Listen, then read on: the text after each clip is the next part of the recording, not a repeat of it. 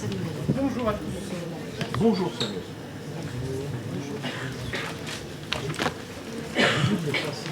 Ah oui, tiens. En même temps que tu te présentes, si ça ne te dérange pas, tu vas le montrer. Oui. On a trouvé que c'était plus chouette. Super. C'est marqué quoi? Le Jurassien. Le Jurassien. C'est marqué en français? Comme par hasard.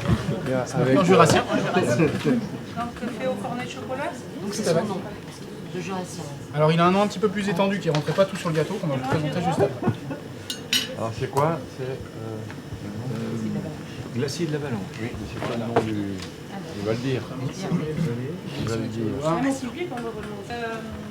Tu vas donc nous rappeler le nom de ton machin, pourquoi tu as donné ce nom, les produits que tu as utilisés en plus du cassis et du MAC20, donc c'est le choix de ces produits, leur provenance, les quantités d'arômes et tout ce que tu souhaites mettre en valeur pour nous présenter ta création.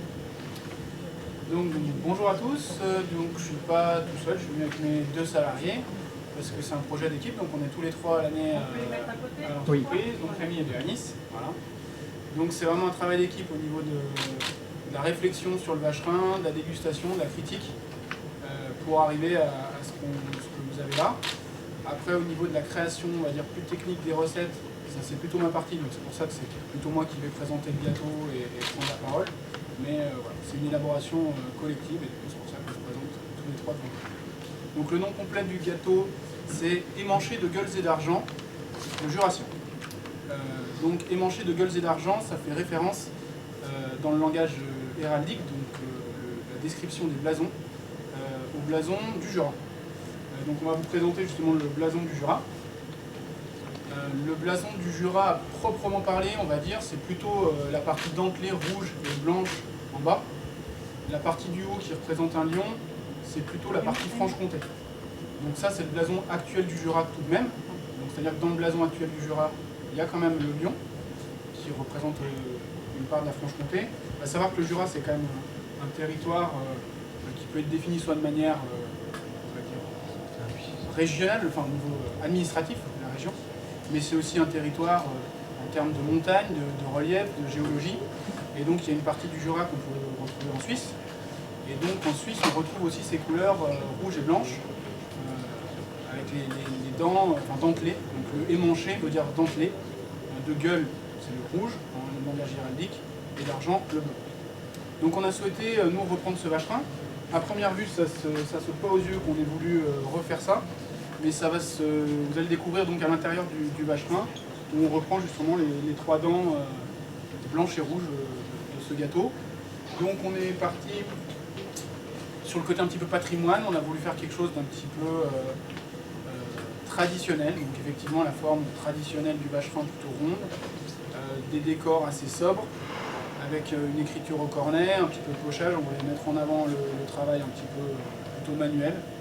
Et puis donc en décoration vous avez une feuille de cassis qui a été travaillée en chocolat, donc entièrement comestible, hein, c'est basé sur une feuille de cassis pour rappeler l'intérieur cassis et en même temps la feuille de cassis qui est assez proche d'une feuille de raisin. Pardon.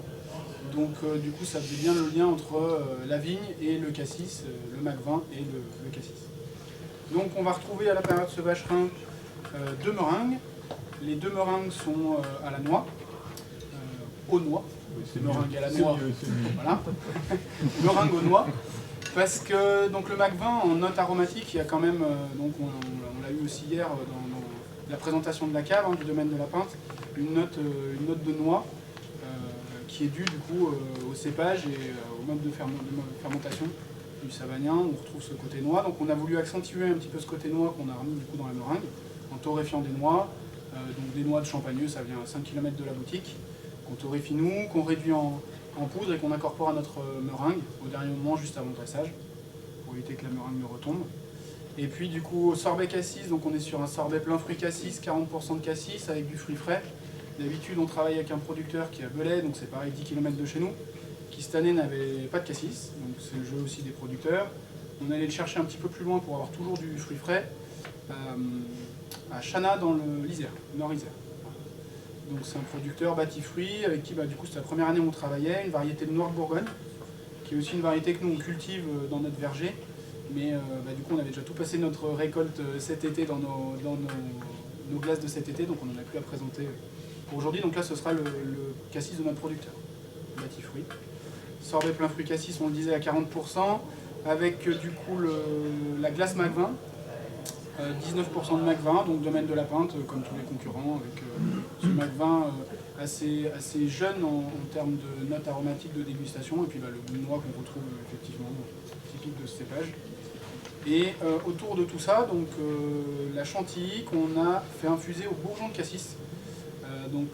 Quand on avait fait nos premiers essais, on a goûté avec la meringue et les deux parfums, là c'est Mac 20 et cassis. Et il nous manquait un lion, on va dire, quelque chose qui viendrait harmoniser un petit peu l'ensemble. Et on avait l'idée d'harmoniser tout ça avec soit de la feuille de cassis, dans cette saison les feuilles sont tombées, soit avec du bourgeon de cassis, donc on va retrouver les mêmes notes aromatiques que la feuille de cassis, avec lequel parfois on fait du vin, les vins de pêche, les vins de cassis, c'est souvent fait avec les feuilles. Et donc ça on retrouve le côté cassis quand même, mais avec des notes aromatiques différentes, plus subtiles, plus boisées, qui vont venir compléter le côté boisé du Mac 20 et arrondir l'ensemble. Donc infusion de bourgeon dans la crème, une nuit, et le lendemain monter au batteur pour une chantilly cassis.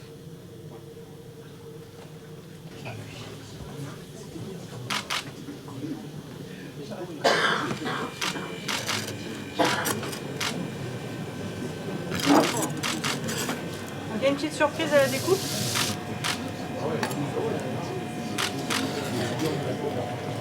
Expliquer. On va même faire passer le vacherin finalement. Ah ouais. Attends, je vais faire un boulot.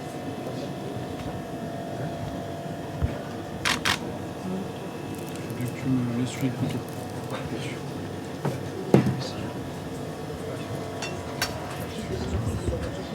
Ah ouais, c'est super. Donc on retrouve vraiment voilà,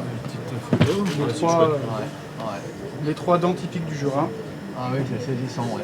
Il fallait vraiment le découper. Hein. Bravo. Ah oui. Magnifique. Bravo. Super. Très technique. Donc qui en plus d'être visuel, nous a paru intéressant pour la répartition des goûts, pour avoir une bonne harmonie des goûts, et que l'un ne prenne pas le pas sur l'autre, que tous les goûts soient mélangés dans presque chaque cuillère. Donc on est parti plutôt du visuel, et il se trouve qu'en travaillant un petit peu le visuel, on est arrivé aussi à ce que ça améliore la partie harmonisation des goûts.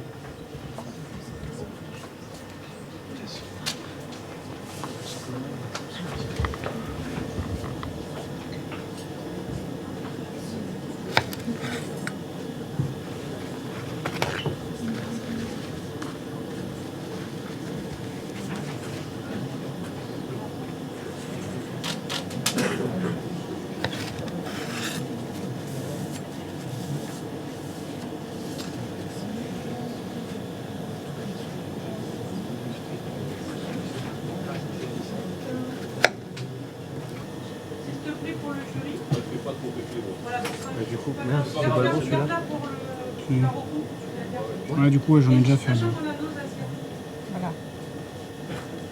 Et pour partager, vous le- Ça sur la tête. C'est pour l'instant. Un jury. merci.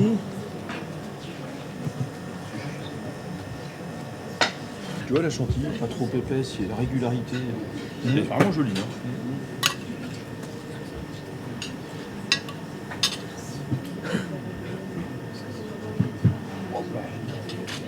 En paume. Ça pète, hein. Merci. Voyons ça. Waouh. Ah, je dis plus rien, mais. Moi aussi, tout à l'heure, ça m'a. Là, j'ai pas eu de temps, c'est bon. Ah, bah, ça a embêté, hein. C'est le meilleur pour l'instant. C'est vrai? C'est un jus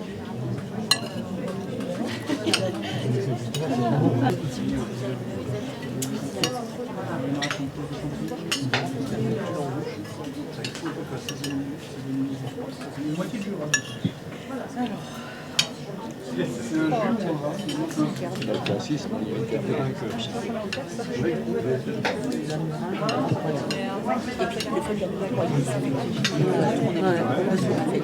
C'est que d'avoir la noisette entière.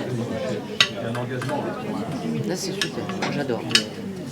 C'est exactement le terme. La noisette comme sur les autres où c'était gros et où ça restait. Exactement. Là, en fait, ça bouge. C'est vachement équilibré, hein. C'est subtil. Sur la meringue, c'est qu'elle a vraiment C'est pas trop sucré. cristallisé. Ouais, c'était Cristallisé là, ce petit côté, comment on dit, ça fait comme du... La goniométrie. Oui, Hein? tu sais, ça fait un petit peu... Ça fond pas, ça fait un peu cassis, là.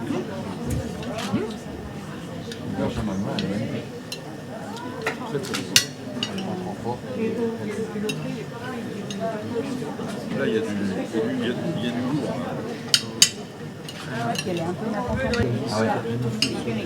Samuel Vallée. Voilà. Mais là, je te laisse.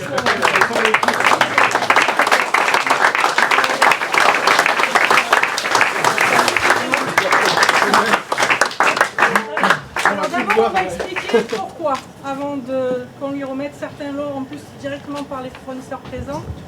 Pourquoi? Donc, pour reprendre la notation, déjà je vais expliquer rapidement. Donc au niveau de la notation, j'ai pas eu besoin d'intervenir à aucun moment. Il y a une cohérence dans le jury qui a été choisi par Sandra, une cohérence de notation qui est absolument parfaite et indiscutable. Donc je ne suis pas intervenu à aucun moment sur une modification, j'aurais pu ajouter quelques points, etc. Il y a un écart considérable entre le premier, le deuxième, le troisième, le quatrième, le cinquième, et c'est cohérent. Donc ce qui justifie le fait d'avoir aujourd'hui remporté le concours, il y a une vraie recherche fondamentale, il y a un gustatif qui est à la hauteur, il y a une découpe qui est remarquable, et une association de goût, une justesse dans l'équilibre. Il y a ce qu'il faut en fait pour que les attentes d'un jury, dans la définition qui a été faite sur le règlement, soient remplies à 100%. Donc, pour certains, je vais faire court, hein, Sandra, si tu me permets.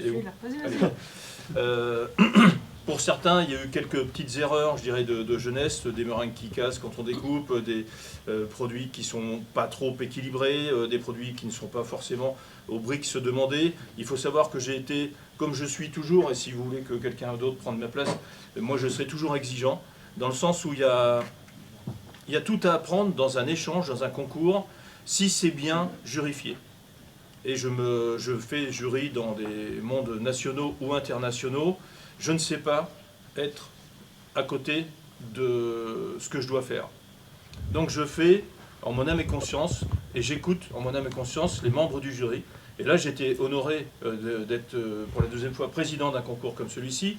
Je tiens à saluer aussi la qualité que chacun a exercée sur chaque entremets glacé. Et la quantité, vous êtes 9 concurrents, avec une qualité, un level qui est là, quoi. Donc aussi bien les premiers participants que les derniers inscrits, je dirais qu'il y a eu un engagement, un respect dans l'engagement que vous avez pris, quelques erreurs de jeunesse, et puis un groupe là qui sort du lot et qui nous présente un produit qui, je pense, est à regarder, à prendre conscience qu'un concours, ça va d'un point A à un point B, avec une histoire, un engagement, une envie, nécessairement plus loin qu'on croit.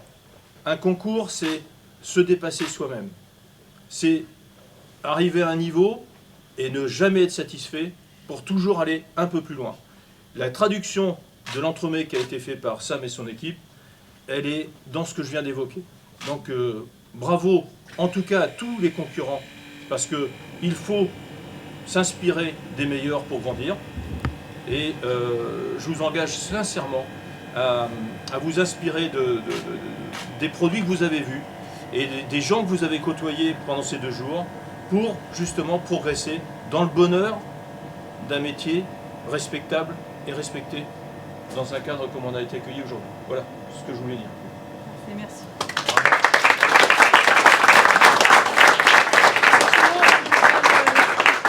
Qui vont venir. gâteau remis. Ouais, non, bah, merci à tous. Bah, forcément, oui, très heureux de partager ça avec l'équipe. Donc, nous, c'est vraiment un truc où ouais, le bonheur de travailler tous les trois, c'est le top, quoi. Et ouais, merci à tous parce que c'est vraiment.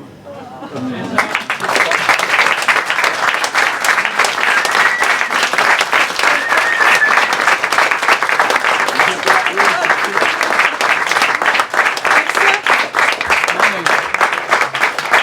le disait Florent, en dehors du concours, c'est vraiment de rencontrer tout le monde, d'échanger et de partager, et ça, c'est trop top. Merci. Merci.